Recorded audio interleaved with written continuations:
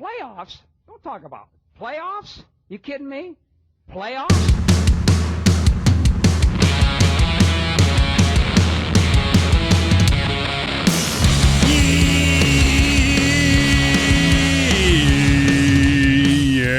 Yeah, NBA Straya, how are you going? How you going? You're right, you should be. Or is that, Jim? Well, it's Monday, April 14, but mostly the end of the NBA regular season is here, and it's time for playoffs. Playoffs, you little beauty. That's right, I'm your host, James Clements. I'm here in Larry Elmer Studios, hanging out, getting you set up for the playoffs. That's right, playoff seeding is set. We've got our play-in matchups. We know most of the actual playoff matchups, at least half of them. That's how it works with the play-in and the playoffs now. We're going to break down all of it. Give you a big how much you should be excited, basically. We're going to rank them by excitement, essentially one by one. We'll break down the play-in and playoff matchups. We'll very quickly go through the games from today, from this morning, where we had all 30 NBA teams having a crack. That was fun. Got some Aussie stuff in there as well, of course. We always have That's Not a Knife, Old Mate, No Mate, Spud of the Night, Better Than Lonzo Ball. We've got some nahs, the Unpopular Opinion of the Day, and Outback Takehouse, where we're serving up a Flame Grill Take, the Australian Player Watch, where we will bid adieu to some of the Aussies, which is a bit sad. We'll have an Andrew Gaze Grey Mum Award, a Shane Hill Shoot a Shoot Award, and no pick or preview because the games aren't until Wednesday. So we'll have a very, very brief look at those play-in matchups on Wednesday, have an initial pick, but then we'll, actually lock that away on tomorrow's show. So that'll be fun. Seriously, awesome show. I can't wait. What a season it was. I've also got a big question about, was that one of the craziest seasons we've ever seen? We'll get to that later. Let's get into it. Episode 1246 of NBA Straya. Let's go!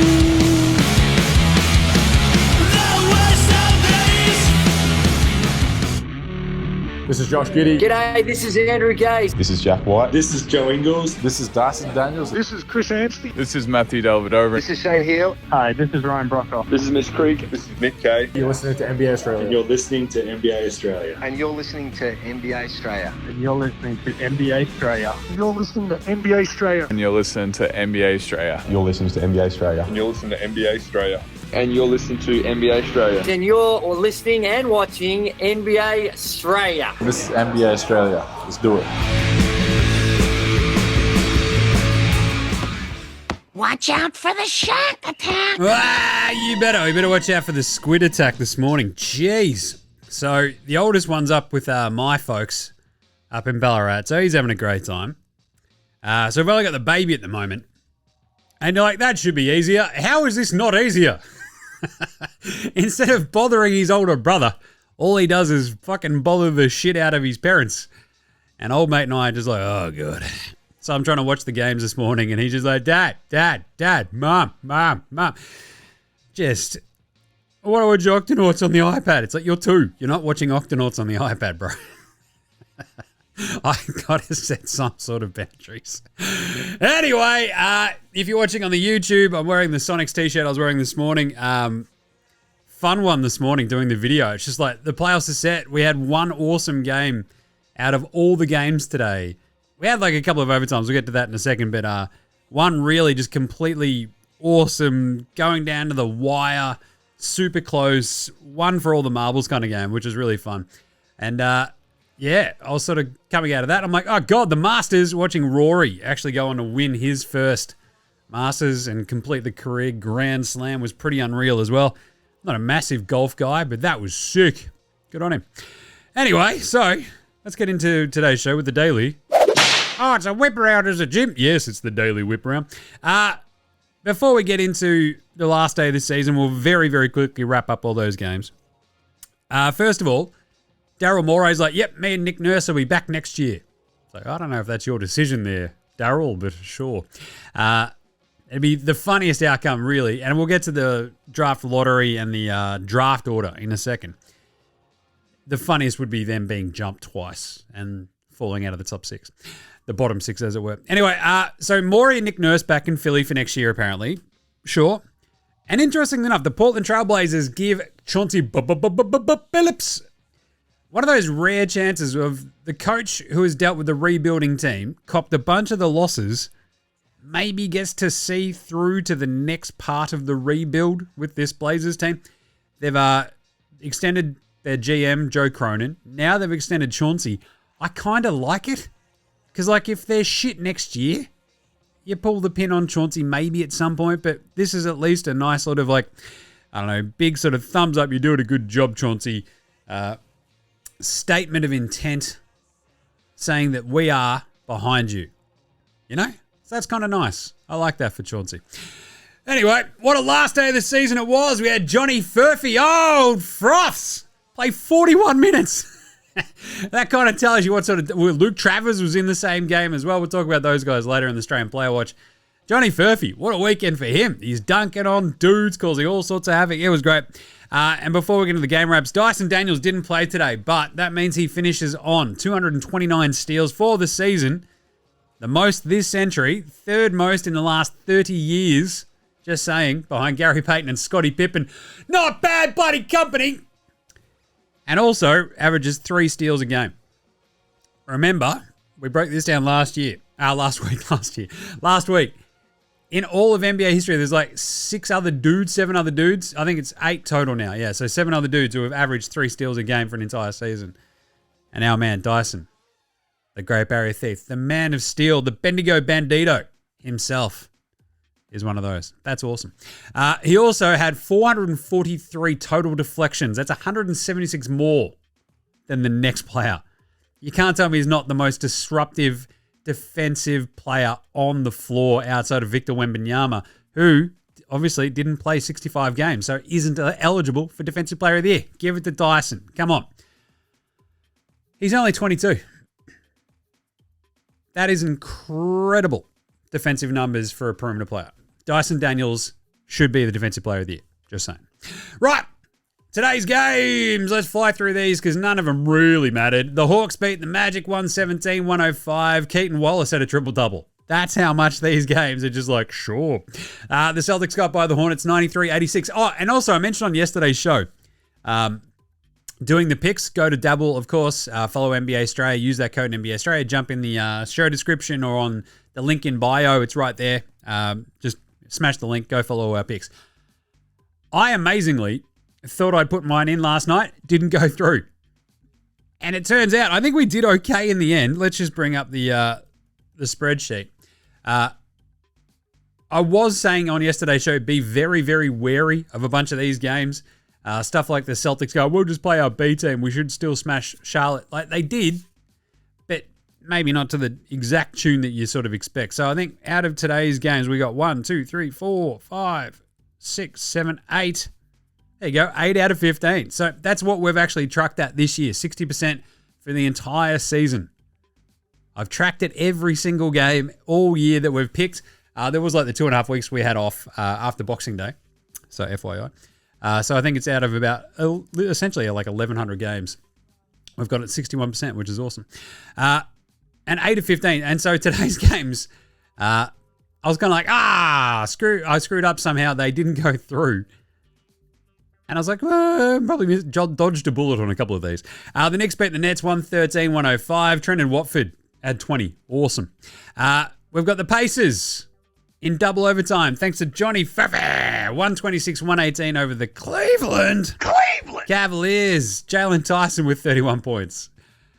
Sure, you know, the Wizards beat the Heat 119-118 in hilarious fashion. Just what are you doing? I'm going to talk about Jaime Jaquez and Vukcevic later.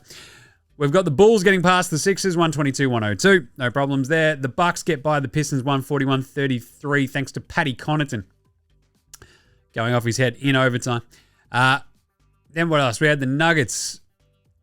Actually, we'll get to that second last. The Grizzlies smashed the Mavericks, solidifying the 9-10 spot and the 8-9-10 in the process. Grizzlies land in the 8, 132-97. The Wolves beat the Jazz, 116-105, because this was a close one until Ant-Man goes, all right, that's enough fucking around. He had 43. Thunder smashed the Pelicans, 115-100. The Spurs beat the Raptors, 125-118. Blazers killed the Lakers, which is pretty funny. but he got straight killed. 109-81. And the Kings smoked the Suns 109-98. And then the two big ones were obviously the Denver-Houston game, where Houston played a bunch of their dudes, but not for too many minutes. They were sort of just like giving a bit of a run round, but it was super competitive. And then the Nuggets sort of eked away. They win that one 126-111, locking away the 4 seed in the West, leaving the Clippers and the Warriors to basically battle out what the order 5, 6, 7 would be.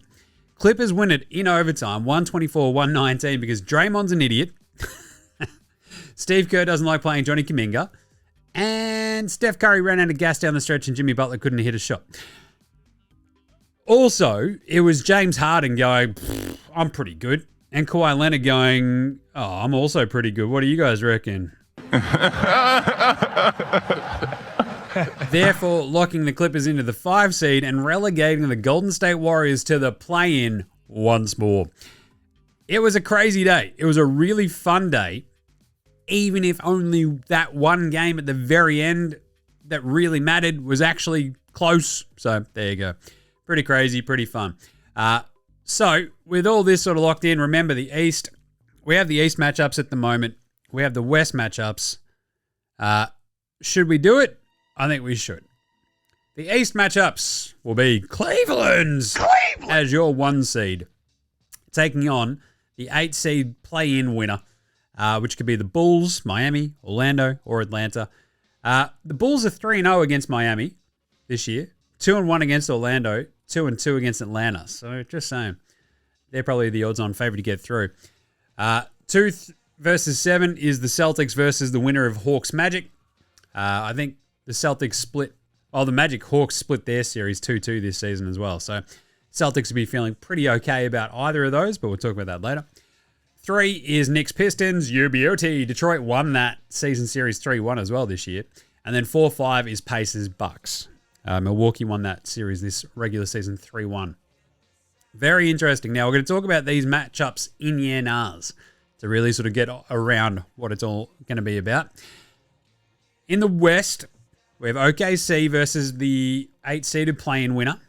The Kings were 3-0 against Dallas this year. They're in the 9-10, of course. The Kings were 2-1 over Memphis and 2-2 against the Warriors. Interesting. 2 versus 7 is Houston versus the winner of Golden State Memphis. The Warriors are 3-1 against the Grizzlies this year. So that's pretty interesting. Houston Warriors would be very fun. 3-6 is obviously Lakers, Minnesota. Minnesota-y. 2-2. That series went this year. And the Lakers with Luka up against the Wolves. Interesting. Remember what happened last year? And then 4-5 is Denver Clippers. Denver historically had owned the Clippers. The Clippers finally clawed back. That's 2-2 this year. And that's going to be very interesting. Obviously, the biggest sort of like mover out of all is the Warriors dropping all the way to 7. And we sort of hit on that on yesterday's show, right? It literally is like if the Clippers win that game, the Warriors end up 7. And the Warriors lost the final 3 home games of their season with having had double-digit leads in each of them. So they've really got no one to blame but themselves, really. The 7-8's obviously Golden State, Memphis in the West. 9-10 is Sacramento, Dallas. That's pretty fun. And in the East, you've got Orlando, Atlanta, and then Chicago, Miami as the 9-10 knockout. All very, very fun. And we'll talk about those again in year nows. But it's exciting times. I love these playoff matchups. I think all the West is just absolutely delectable. The East, maybe a little bit less so. We'll get to that in year nows. What about the draft order now, Jim? Now that the regular season is done, we have a draft order. And remember, the 1, 2, 3 spots have basically all got the same odds. Bottom 4 have got very, very close odds as well. But what happens in the 1, 2, 3 is that it makes it a lot harder for you to drop out of that sort of top 4 spot. So at 1, the Utah Jazz. It's a soft J. Remarkable. Considering that coming into this season, you're like, oh, I reckon there'd be a chance of being good. They've got young talent. They've got a couple of vet. Nah, horrible. The Washington Wizards are number 2 because they're just an absolute train wreck of a franchise. 3 is the Charlotte Hornets. I had high expectations for Charlotte this year, but injuries completely derailed their season. 4 is the Pelicans. again, high expectations. Injuries completely cooked their season. 5 is the Sixers. You want more high expectations and injuries cooking your season? Boom. There you bloody go. Remember, the Sixers keep this pick if it's in the bottom 6, or the top 6 as it were. 6 is the Nets, Brooklyn, who went into the season going, we're tanking, boys, and then won too many games because they didn't trade Cam Johnson. They kept Cam Thomas. And it's like, okay, good. You've got a really clear plan here, you morons. 7 is Toronto. Interesting. 8 is Spurs. The funniest thing is going to be when they win the Cooper Flag lottery. 9 is the Rockets, which is the Phoenix Suns pick, which is hilarious because the Phoenix Suns, the great graphic is like, hey, are you in the draft lottery or in the playoffs or play-in? 29 teams are like, yes. And then the no is Phoenix. Number 10 is the Trailblazers. That 9-10 I think is actually a coin flip as well. Heat at 11, Dallas Bulls 12-13, and 14 is the Hawks via the Kangs. Amazingly, the Hawks then give the Spurs the 15 pick. The Magic is 16. 17 is the Wolves from the Pistons. Pretty funny stuff there. Heat from the Warriors are 18. Wizards via the Grizzlies at 19. The Nets have the 20th pick via Milwaukee. It is ridiculous how the entire back half of this draft order, literally there's like, I think from 16 onwards, there are 2 picks that land with the original team that fucking had them. It's just, at some point, this is just fucking too much, right? So 20 goes to the Nets via the Bucks. 21 is Utah via Timberwolves. 22 is Atlanta via the Lakers. 23 is the Pacers. They just own that one. 24 is the Magic via Denver. 25 is the Thunder from the Clippers. SGA-UBOT. 26 and 27 belong to the Nets from the Knicks and the Rockets, respectively. 28 is just Boston's pick. They're like, we didn't trade our pick. 29 is the Suns. They get their pick from the Cavs. And the Clippers are in 30 via the Thunder. So it's going to be chaos once we have the draft lottery, which I think is May 12, American Day. So, yeah, it's going to be fun.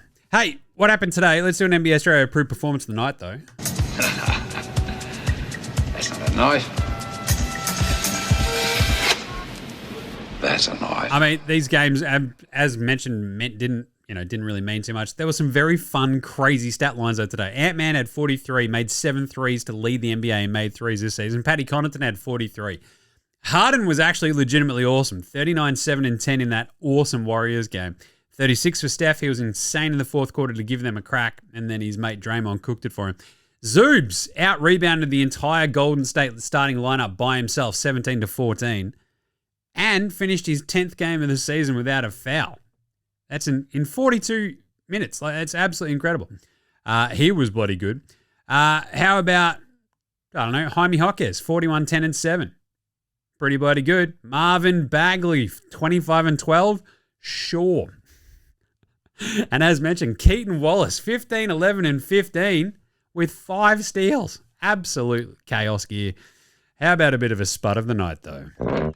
Spud, spud, spud, spud, spud, spud, spud, spud, spud, spud, spud, spud, it is spud of the night. We had plenty of spuds today. 0 of 7 shooting for Jalen Green. It was weird watching him play that game because he's like, I've never played basketball before in my life. What are you talking? It was chaos. 1 of 11 shooting for TJ Sloan. For the Charlotte Hornets. You might remember him. Much ballyhooed kind of rookie dude. Just weird season. 1 of 10 for Spitzel. Dinwiddie, love that. Terry Rouse, probably bet on his own under, so he went 1 of 9. Q Grime shot 3 of 14. And the Ukrainian stepladder himself, we're not going to steal his sunshine, are we? Alex Len, 4 points, 3 turnovers, and fouled out in 14 minutes today. That is some amazing spud action. Ben Simmons could have been on here as well. I just don't want to stick the boot in because I'm going to talk about him again later, but Jesus. I think I tweeted out. It's just terrible realizing the toll that injuries and workout videos have had on Ben Simmons' basketball career. Just shocking gear. 2 of 12 for GG Jackson as well today. Just like, sure. Baylor Scheiman goes 2 of 14, but yeah, spuds everywhere. But no one shot the magic number, which is a damn shame. Who has no mates today, though? Old mate, no mates. Old mate, no mates. Old mate, no Old mates. mate, no mates. Old mate, no mates. Old mate, no mates. Old mate, no mates. Who's got no mates today? Malik Beasley's like, hey, Ant-Man, can you, like, let me lead the league in threes made? And Ant-Man's like, fuck you, I could hit 7. And he did. So it goes past him for most threes this year. But obviously, old mate, no mates feels like Johnny Kuminga. Old cumbucket. He's out there on the outer for this must-win game for the Warriors. And cops did not play coach's decision because Steve Kerr is a brain genius.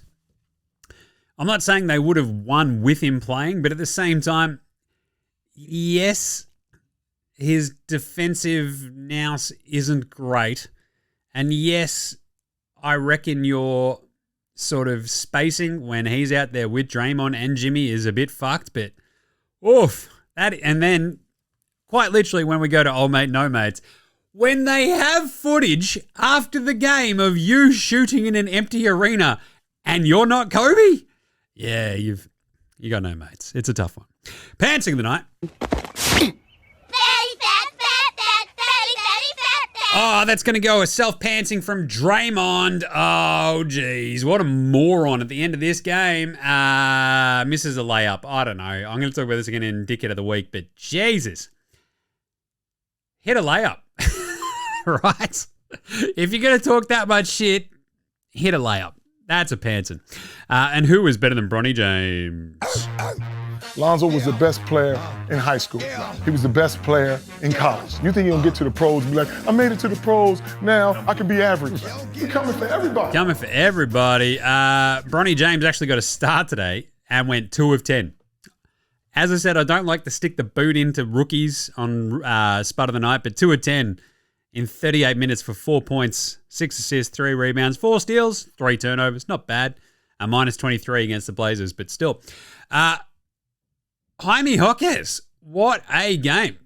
He was absolutely gnarly. 41, 10, and 7, shot 17 of 25. That is better than Bronny James and Lonzo Ball. Tristan Vukcevic for the Wiz, 28, 11, and 5. He shot 9 of 12. He was absolutely gnarly. That is just absurd gear. And as I mentioned, Keaton Wallace. That bloke is just an absolute weapon, apparently. The 15, 11, and 15 triple-double with 5 steals. All better than Bronny James. How about, though? Oh, you know we love it. We love it here on NBA Straya. It's everyone's favourite. Magic Tweet of the Week. Unfortunately, he hasn't done another one since this one, but Luka's homecoming was special. He put on a spectacular show of his talent, scoring 31 points by halftime and 45 points overall, and received a rousing standing ovation from Mavericks fans before the game and at the end. The true hero tonight was LeBron James. He dominated the fourth quarter with 13 points to seal the victory for the Lakers. I love it so much. Thank you, Magic. What do we say? Thanks, Magic. And finally, Dickhead of the Weekend. Dickhead of the Week. I don't know. It's probably the two people, literally, I don't know what the fuck was going on today, that pulled out in front of me and twice. I had to slam on the brakes today, taking the squid to and from, on the way, one on the way there, one on the way back from daycare. It's just around the fucking, anyway. They're the real dickheads. Look before you fucking enter an intersection or pull onto a road. Anyway, Draymond.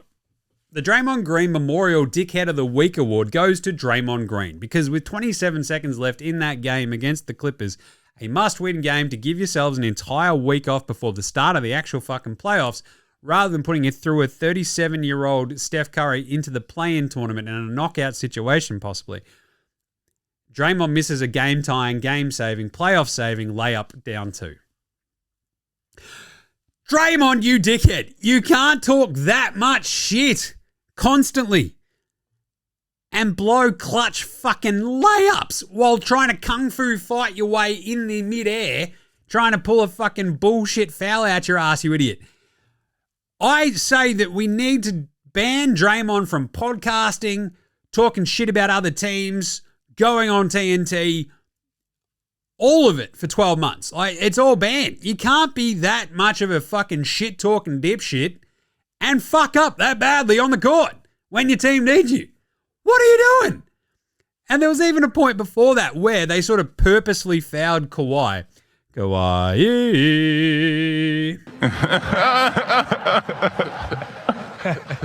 With 10 seconds left, but that reset the shot clock. So the Clippers got the last shot of the game at that point, and it was like, basically, Draymond was just like, I better foul instead of letting you get the shot. Why? You completely cost yourself a chance at an offensive possession and having a crack anyway. You still fucking lost the game. So basically, Draymond has to do something clutch in these playing games and actually do something fucking handy, or we ban him for 12 months. Simple as that. Simple as that. All right, let's do some YNRs. All about all of these play-in and playoff matchups right after this. This is Cam Glidden. This is Anthony Drimmick. This is Mitch McCarron. This is Jason Kadee. This is Daryl McDonald. Hey guys, this is Hugh Greenwood. Yo, what's going on? This is Illy. This is Mark Worthington, or commonly known as Wortho, and you're listening to NBA Straya. You listen to NBA Straya. And you're listening to NBA Straya. And you're listening to NBA And you're listening to Straya. NBA Straya. You're listening to NBA Straya. And you're listening to NBA Straya. You're listening to NBA Straya.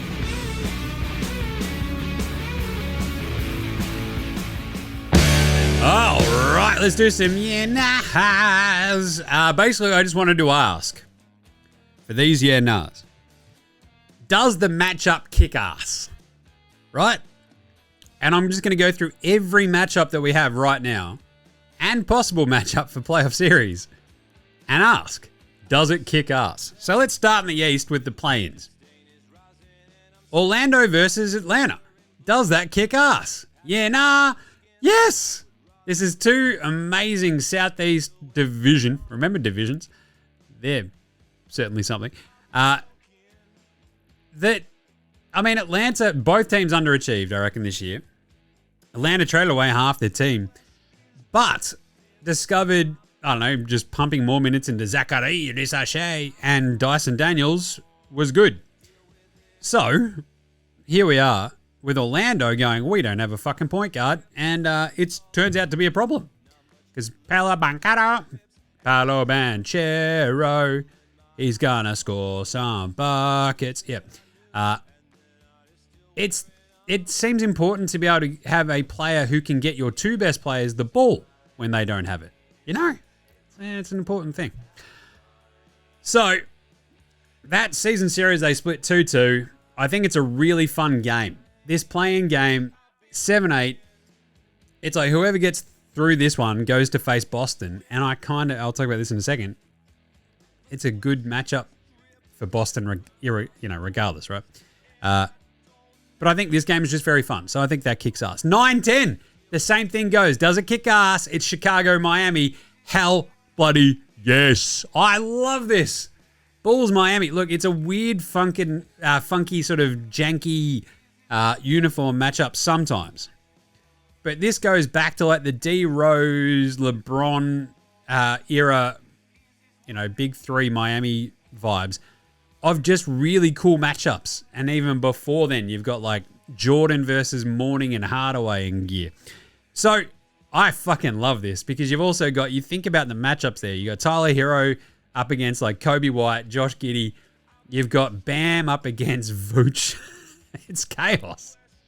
That's a really fun, and it's a knockout game. You've got Spo, and you've got is it Billy Donovan still there in Chicago? I mean, it's a really fun sort of bizarre setup. And I don't know, I kind of love it. Anyway, hopefully Josh Giddey's injury's okay. He's got his sort of like weird wrist injury, but fingers crossed, Gids is all good for the play-in, but still. Otherwise, that matchup kicks ass. Chicago, Miami is awesome. And how'd they go against each other this season? I believe the Bulls are 3-0 against Miami. So, just saying, I'll probably take the Bulls. Out west for the play-ins. Does this matchup kick ass? 7-8, Golden State, Memphis. UBLT! Of course it does. I love Warriors, Memphis. They fucking hate each other.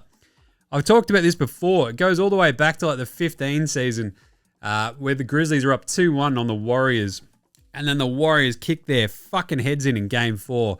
After Draymond, basically, this is like the fucking superhero origin story for Steph, where Draymond took him out on the Terps on Beale Street the night before and just went, bro, just fucking be cool. Be yourself. You're Steph Curry. You're fine. And boom, the rest is history. Like 4 more titles. I love this matchup. This is great. So, yes, this matchup kicks ass.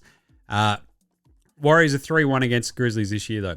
9-10 in that one is Sacramento, Dallas.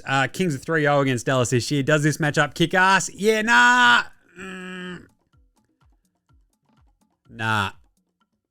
It doesn't quite have the pop. Sacramento, Dallas is just Sacramento, Golden State. That fucking pops. Sacramento against another team with a cool colored jersey. That pops. But against the blue and white of Dallas, the Perps, it's just not quite as poppy as it could be. Matchup-wise, I'm probably going to go the over because I don't think Dallas plays that much defense against this Sacramento team, and Sacramento certainly doesn't. It doesn't kick as much ass as some of the other ones, just saying. Right, let's get into the rest of it then. So if we go back out east, does this playoff matchup kick ass? Number 1, the Cavs versus the 8 play-in winner. So it could be Orlando. Yes, that would kick ass. Cavs Orlando last year, remember? Amazing gear. Cavs Atlanta. Nah, I don't think that kicks as much ass. Dyson and Trey versus Darius and Donnie. I don't like that one as much. Cavs Chicago, however. That does kind of kick ass.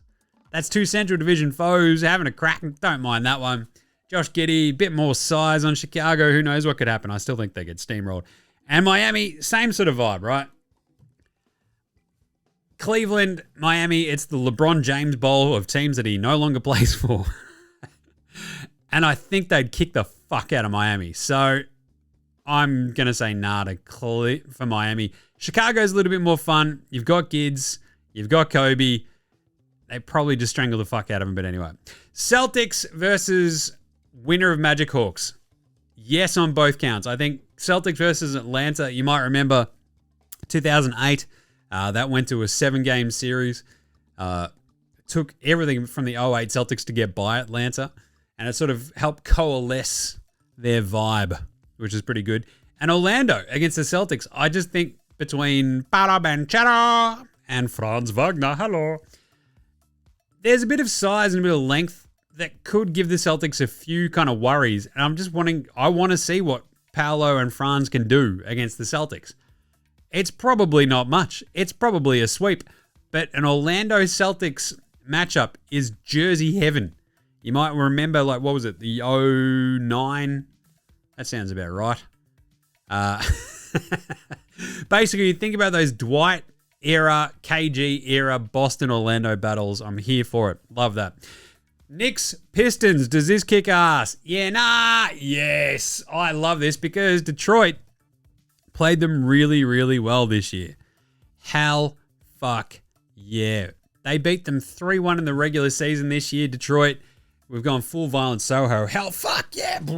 And you think about Cade versus Brunson. The problem is the Pistons' depth will be really tested, I think, trying to just contain the Knicks, who are just going to play 48 minutes of Josh Hart, Brunson, Bridges, probably Cat, and OG, right? Like, Tibbs is like, fuck it, ice for 48 minutes. And you're like, God damn, Tibbs. But it's a really fun game. It just screams 90s as well, doesn't it? Like, I love this. I'm all about Knicks Pistons. I think that's fantastic. And then 4-5, Bucks Pacers. Milwaukee actually won this series 3-1, but the Pacers are big favorites because Milwaukee don't have Dame. Does it kick ass? Yeah, nah. I don't think it kicks as much ass as it probably could have. If you had Dame versus Halliburton, Giannis versus Siakam, Turner versus Lopez, maybe. But without Dame, it just loses a bit of fucking spice, doesn't it? But still, it's going to have a bit of something, but Indy versus Milwaukee, it's just not quite as sexy as the other ones. Out west, 1 versus 8 would be OKC versus, what? Kings if they get by Dallas. Dallas if they get by the Kings, and then the loser of Memphis, Golden State. OKC versus Memphis. I think it's spicy because those fan bases kind of hate each other on the down low. I think they'd fucking steamroll them though. Right? Golden State, that is an amazing matchup. 1-8 OKC Golden State. Holy shit, yeah. Sacramento, nah. Dallas, if they manage to make through the 8 and they beat Memphis or something, yes, that'd actually be pretty fun because you just think about that's fucking pretty close. It's, again, not a great, sexy uniform matchup. Dallas has got to play against like one that's not purple. Like Dallas Golden State's amazing, of course. Dallas Lakers is, of course, amazing. OKC, Dallas, not a great uniform matchup, but stylistically, I think that's really fun. I think OKC would fucking blow them off the court, but still, pretty fun. 2-7. Does Houston versus the winner of Golden State, Memphis kick ass? Golden State? Yeah. Memphis?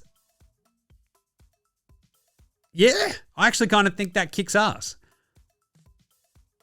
The big winner out of all this, though, is we'll talk about him in a second, but goddamn. Houston Golden State would be an all-time fun matchup, though, I reckon. I'm all about that. I think that'd be great. I really hope Golden State beat Memphis because I just want to see Houston Warriors. That'd just be sick. Sign me the fuck up. Like, that's an absolute test for Houston. It's like, hey, Warriors, are you bona fide? Like, what's going on? Whereas Memphis, it's just like, sure. Cool. Because waiting for them. But yeah, both those matchups would still be pretty fun, but Golden State all time. 3-6, Lakers Wolves. Does this matchup kick ass? Yeah, nah. Yes, of course it does. This is great. You've got Luka versus Ant-Man. LeBron James is also there. The thing is, the Wolves last year didn't have anyone who could guard Luka.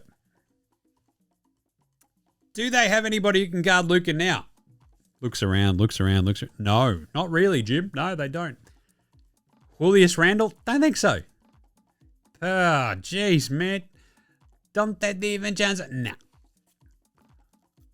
And I think this is broken. Like, I think this is still a really fun matchup where you've got Ant-Man, Rudy, you've got LeBron, like you've got, Gobert in the middle, who should be dominating, but he's Rudy Gobert, so you know that he's not going to. So I think the Lakers are sneakily, absolutely fucking stoked with how this has worked out for them, right?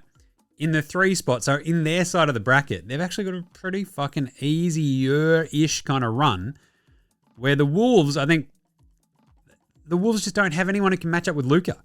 And then they'd play the winner of Houston and Golden State or Memphis.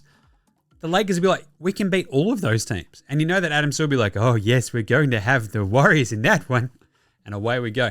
But it's kind of broken very nicely, I reckon, for the Lakers. And then... But that is also still a very fun first-round matchup, Lakers-Wolves. And then 4-5, Denver-Clippers. I fucking love this. Yes, this is an absolute fucking smash-mouth, grinded-out 7-game series where I feel like the Clippers are going to be overlooked by everybody. And I don't know, because obviously I'm doing this right after those games. I don't know how people feel. I just think the Clippers are going to kind of smash Denver, maybe. Unless Jamal Murray is like 100% and can come out and fucking kick some ass and take some names, I think Denver might be a little bit cooked. Let's go Clippers. So, but you sort of look at this and go, OKC up against the Clippers in round 2 would be fucking crazy hard. Whereas the Lakers against maybe the Warriors or Houston, the Lakers would be like, oh, we are fine with this. With Luka. Just try to shut him down. Best of luck. And then, so with we're going to do all of our picks for the playoff series and stuff like that on tomorrow's show as well. But that's the sort of first initial read. The West series are fun as fuck. The East series mostly are pretty great. It'll be a bit janky though, because you feel like Boston and Cleveland are just probably going to smosh whoever they end up taking on. But the playing games are pretty fun. The playoff matchups are really great. I'm really excited. And is this really nice recompense for one of the weirdest, jankiest NBA seasons of all time? Yeah, nah, yes. I think we deserve a fucking kick-ass playoff series because just think about how strangely fucked up this NBA season has been. So there was a breakdown of all the games lost to injury this season. And it's been basically the most since tracking has been thrown in there. not including, I think, the 21 or 22 season, which was affected by COVID protocols still, right? So when a player had tested positive for COVID, they'd have to sit out a set amount of games, etc., and that counts as an injury absence. So this season, we've lost the most amount of games to injuries all time. The Sixers have stunk. The Suns have stunk. That took away 2 contenders right out of the fucking gun, right? Same thing with, I don't know, what, Zion and all the Pelicans being hurt. Like, literally, it felt like everybody on that fucking Pelicans team got hurt. You lose Zion. Spindles Ingram never was any good, and then he got fucking traded anyway. DeJounte blows out his Achilles. It's chaos. The Kings, an awesome story 2 years ago. Fires a loser! They fire their coach and then trade away their best player. For fuck all. But they got Zach LaVine. They're feeling great. It's chaos. Wemby gets hurt. The Spurs, then they lose De'Aaron Fox. They end up tanking out the season. Jimmy Butler has his holdout and trade to the Warriors. Absolute chaos. Miami don't know what the fuck's going on. The Warriors are feeling really good all of a sudden. And then you think about, I don't know, the 2 would-be contenders, Denver and Memphis, firing their coaches in the last 2 weeks of the season. That never happens. We lose Dame to deep vein thrombosis, the same as we lose Wemby. Chaos. Oh, that's right. There was the Luka trade. The all-time most insane trade ever, just on paper. Luka Doncic on one side, Anthony Davis, 32-year-old fucking injury-prone big man, Max Christie, and one singular fucking first-round pick for one of the greatest talents in the NBA right now. And also, LeBron James played with his son in an NBA game. What a weird fucking... there's way more. But that's a bit... I feel like we deserve a really good playoffs. Now look at me, please. Look at me. Look at me. Look at me. And with all that said, I think I've had the most fun covering the NBA this year. It's been so fucking chaotic from day dot that I've loved it. I've absolutely loved it. It's been so much fun. I don't know if that's unpopular, but I love it when there's just chaos. I fucking love chaos in the NBA. All right, but the other unpopular opinion of the day is, after all of that, we have these amazing playoff series, right? We've had this incredible, insane season. Now, we have these series set. Let's rank these potential 8 series right now. We'll do this again probably tomorrow. We'll probably do it again on Wednesday, maybe on Thursday, Friday, whoever. Basically, as it's all set out, as we know the actual matchups closer to the time. But as it stands right now, at number 8, that's right, we're going our beloved Cleveland against whoever wins, right? Orlando, Atlanta, Chicago, Miami, Cleveland. It's a tough sell. I still think it's going to be awesome because Cleveland are just great and they're just going to probably smash whoever they face. Up against Orlando, be interesting. Atlanta, Chicago, as I sort of talked about, sure. I still think I'm going to rank that 8th. There's not that much drama outside of like Cleveland. Can you just make sure you make it to the second round? They probably will. Number 7. And this one sort of sucks, but without Dame Lillard, it's really, really hard to take the Bucks seriously. And the Pacers, again, they have these moments, and they've had these moments throughout the back half of the season where they've looked awesome, but then it all sort of just went a bit sideways here and there. They've never really gotten on that same roll that they've had at these times over the last couple of years. So 4-5 Pacers Bucks is ranked 7 overall for me. Number 6, we're staying in the East. Boston versus whoever wins out of, Magic Hawks. Probably a good series, no matter what. Awesome uniform matchups. But Boston's really, really, really good. I mean, if Orlando had a point guard, maybe, but still, here we are. Number 5, Denver Clippers. I think Zoobs versus Jokic is going to be fascinating. I just don't know if Denver has enough with a new coach to get by this Clippers team that is legitimately unreal. Top offense and defense. The last month of the season, they're unreal. I think they're going to beat Denver. Number 4, Houston and the winner of Golden State Memphis. I think this is wildly entertaining for the simple fact that Houston is wildly entertaining. They're just wildly fun. It doesn't matter who they'll be playing. It could be Golden State or Memphis. I reckon that series will be absolutely off its head. Number 3, Knicks Pistons. Thank you, East, for giving us this one. Cade versus Brunson. This should just be a knockdown, drag-out affair, and Detroit beat the Knicks 3-1 in the regular season. As I said, that's going to be fun. Knicks fans are going to be crapping it. Number 2, Lakers-Wolves. Oh, but Jim, I thought this would be number 1. Yes, it should be. It's a great uniform matchup.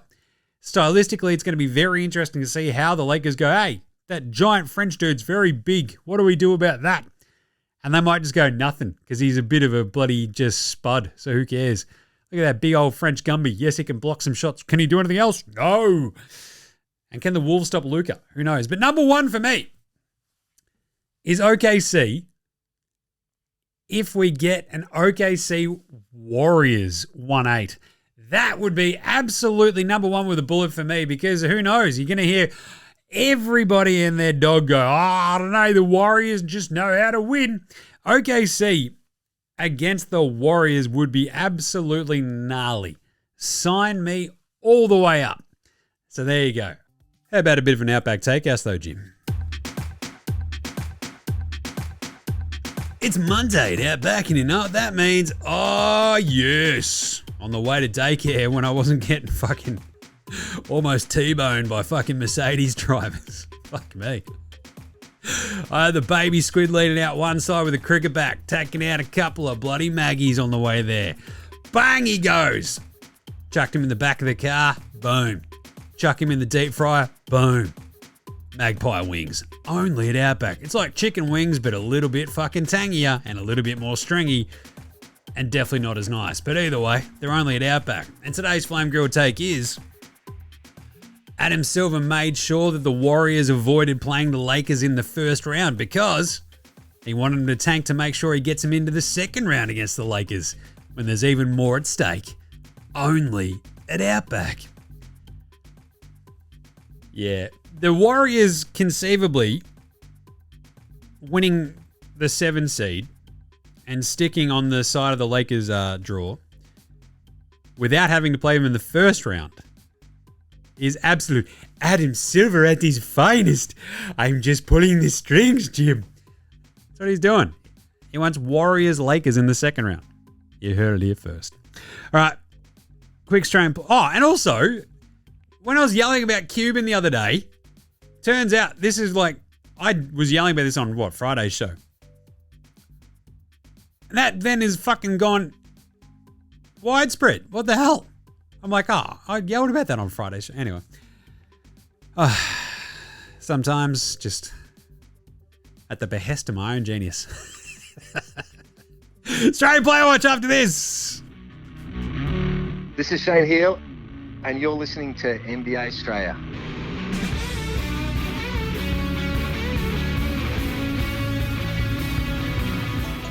Interesting day for the Aussie Player Watch. We farewell a bunch of these guys, which kind of sucks, but we also have a couple of, we actually have plenty of Aussies still left in playoff contention, if not actually in playoff series, which is an interesting sort of difference, right? So, let's start at the top. Josh Giddey still out injured with his wrist injury. He sat out against that, in that game against Philly.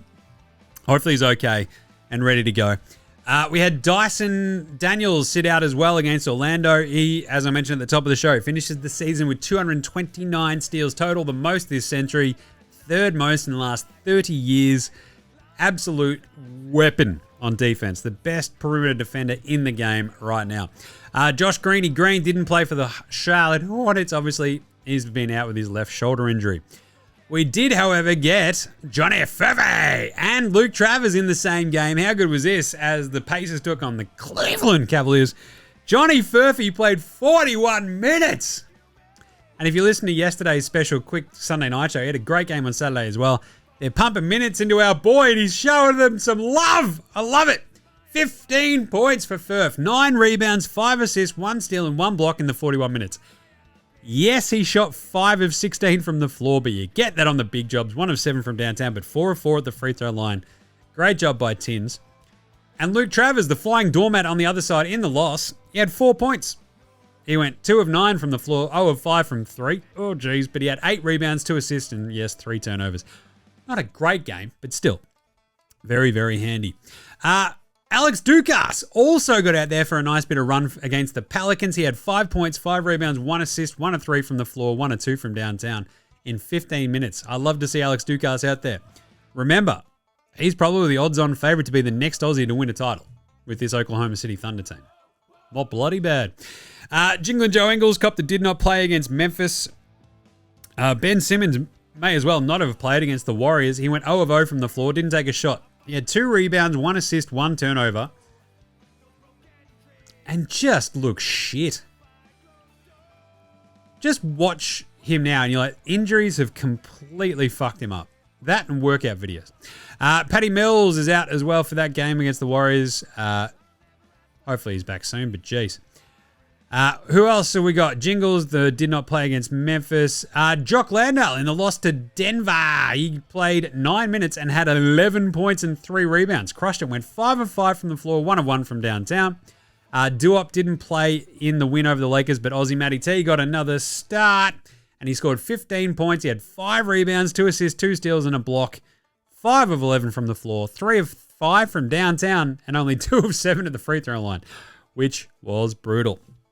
No Taron Armstrong for the Warriors either. So, who do we say farewell to for the rest of the season? Well, we've got a bunch of the dudes in the play-ins. Obviously, Josh Giddey, Dyson Daniels. Johnny Furphy is a lock into the play-in the playoff series against the Bucks. Box Hill Benny and Patty Thrills are up against the Denver Nuggets. Jingles is up against the Lakers.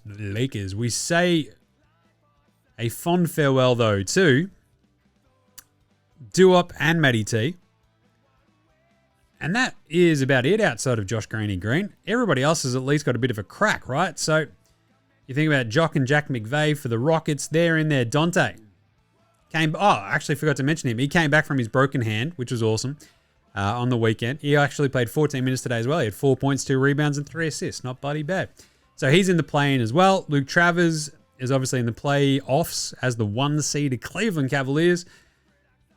He and Alex Dukas have just got to be sitting on. This is awesome. He's going to go out and win an NBA title. But either way, we've got a bunch of the Aussies still at large, which is very fun. So hopefully at least Josh Giddey and Dyson make it into the East playoffs. And same thing goes with Dante in the West. That'd be fun in these playing games. All right, how about Andrew Gay's Gray MAMBA Award for Outstanding Achievement in the Field of Excellence?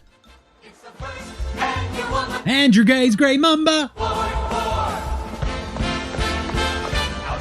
Achievement in the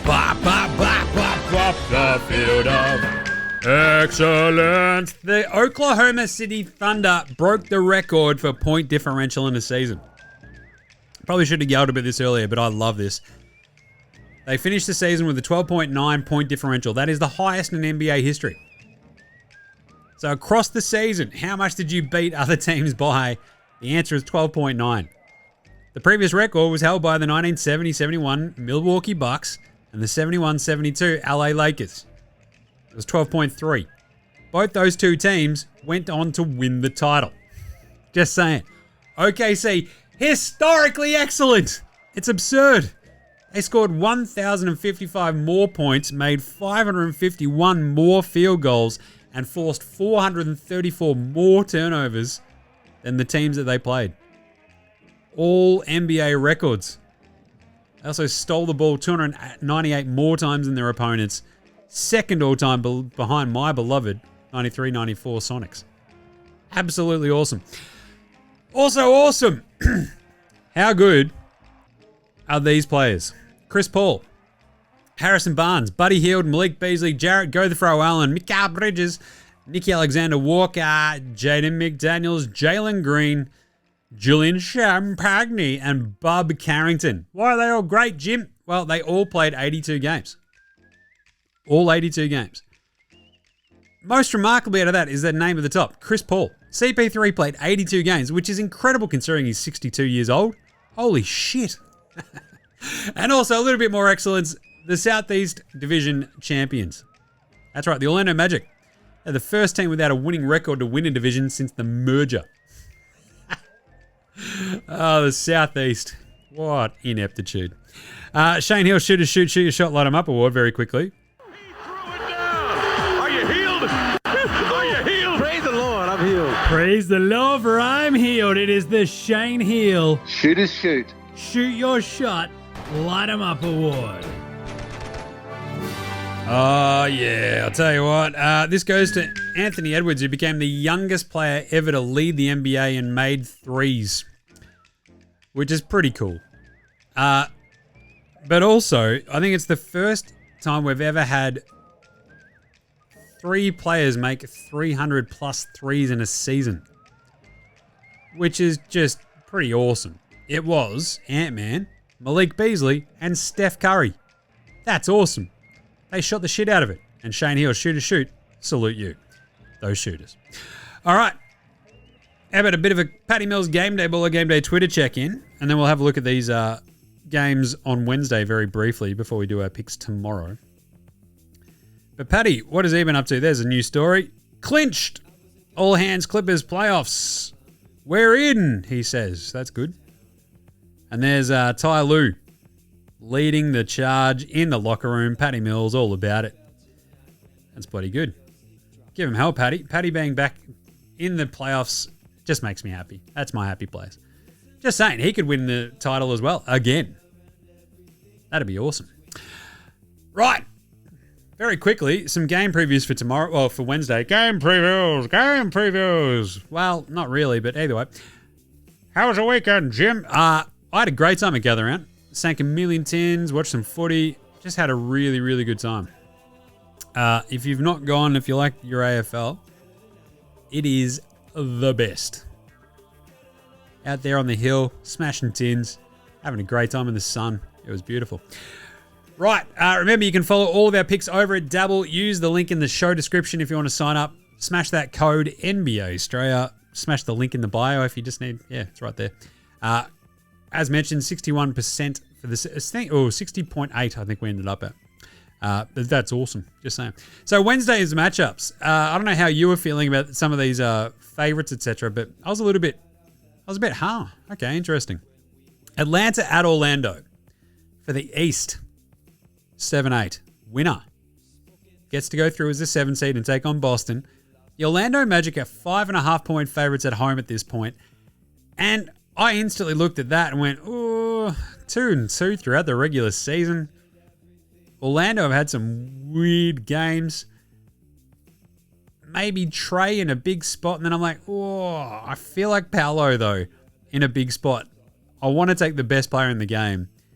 And 5.5-point favorites at home, it feels like a game they could win by 8. Where it's a bit tight, and you sort of turn around Orlando have sort of just taken control of it. So that's my first initial read of that one. It's probably Orlando minus 5.5. And then the other one is Memphis Golden State. And the Golden State Warriors are 7.5-point favorites against the Memphis Grizzlies. Which I guess sort of makes sense. The Grizzlies' defense has been just wildly weird, but this is a Grizzlies team that got their heads kicked in by the Wolves the other day and by the Nuggets. Smashed the Dallas Mavericks today, of course. And lost to the Warriors 134-125 like a week and a half ago. So, I feel like Ja Morant versus Steph is going to be gnarly. I just trust the Warriors defense a little bit more. But I reckon that's a much closer game. So, I'll probably take the Grizzlies plus 7.5 at the moment just because it's a pretty big number, and I reckon that'll probably tighten up as we get a little bit closer. So, at the moment, probably Orlando-Memphis is how I'm sitting for Wednesday's games. But we'll break those two down a little bit more tomorrow when we do our entire sort of playoff series breakdown and our picks, etc. And also, we'll do the NBA Straya Awards tomorrow. That's going to be fun, which involves, you know, the All-NBA team, Jimmy's All-NBA MVP, all the nerd awards, but also the cool awards, which is best MVP, most valuable bloke. Basically the best bloke in the NBA. The most I want to have a beer with this bloke. The dumbest idiot of the year. Nico Harrison running away with the award, I reckon. Hashtag spoiler alert. Spud of the year, which is statistically based. Who had the worst spudding year of the entire NBA? Dickhead of the year, the Draymond Green Memorial, Dickhead of the year, all that sort of stuff. All of that will be in tomorrow's show as well, which will be fun. So, I guess, until then, that's it. How good was that? The end of the regular season. We have some awesome playoffs and play-ins ahead. I cannot wait. So we'll jump on deck tomorrow to sort of set you up for these play-in games and some of the series. We'll break down a little bit more some of the numbers. Today was more just like the sort of first read. Is the series going to kick ass? Yeah, nah. A lot of them were years. So it's going to be fun. In the meantime, make sure you're following NBA Straya on Twitter, Facey, IG, TikTok, and of course YouTube. Jump in the comments. Say g'day. Send through some playoff-based yeah nahs. Need plenty of them for tomorrow. Even if you want some award votes, ideas, send them through too. Check out NFL Australia with myself and Gaz, and check out rating review on Apple Podcasts, Spotify, YouTube, whatever app you're using the Android phone for all the shows. Just do it. That's all I ask. NBA Straya only gets by if you're listening. That's what it's all about. Jump on Dabble as well if you want to keep tracking these picks. Code NBA Straya. Off you go. Big thanks go to From Oslo for the intro and outro song, They Rule. So do House Hats, Joshua Delarantis, Fascinating Gold Mines, Ramshackle Army, Iowa, Secretary Green, and Dozers. They're behind all the tunes you hear throughout the show, so smash them all on Bandcamp, Apple Music, Spotify. However you listen to your tunes, support your bands, do so. NBA Straya, support Australian bands, so should you! And that is it. We're going to close out with a quick Daily review, and we will catch you tomorrow, you dickheads. This is NBA Straya saying, look after yourselves, would you? And playoffs! Playoffs! Playoffs!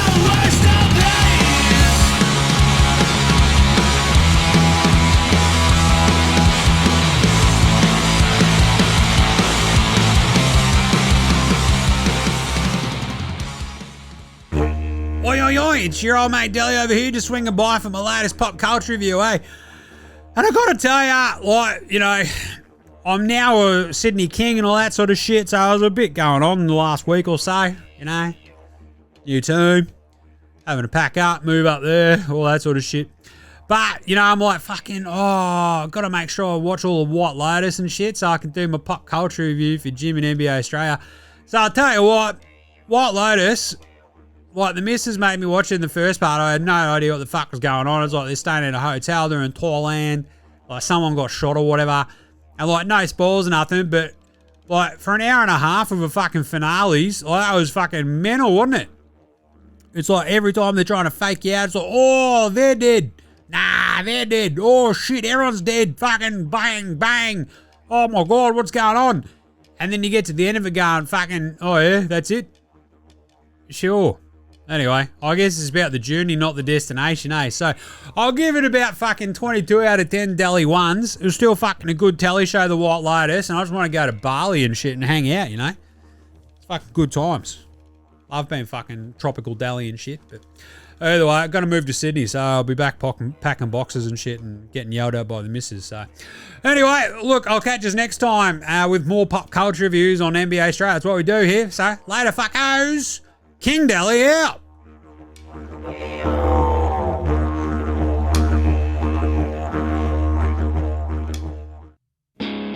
G'day legends, your mate Jim from NBA Straya here. That's right, I'm doing a thing at the end of the show.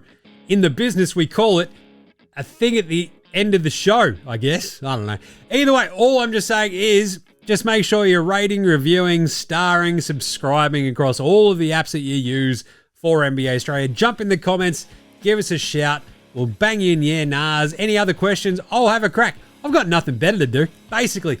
Also, just ask any questions, tell me what you want to hear from the show, and sing out and let us know. And of course, if you want to help support the show, jump on the old dabble, use that code NBA Straya, click on the link that's in the show description or on the socials. It goes up whenever I do the morning vibes, etc. So, if that's your thing, jump on there, use that code NBA Straya, and remember, look after yourselves, would you?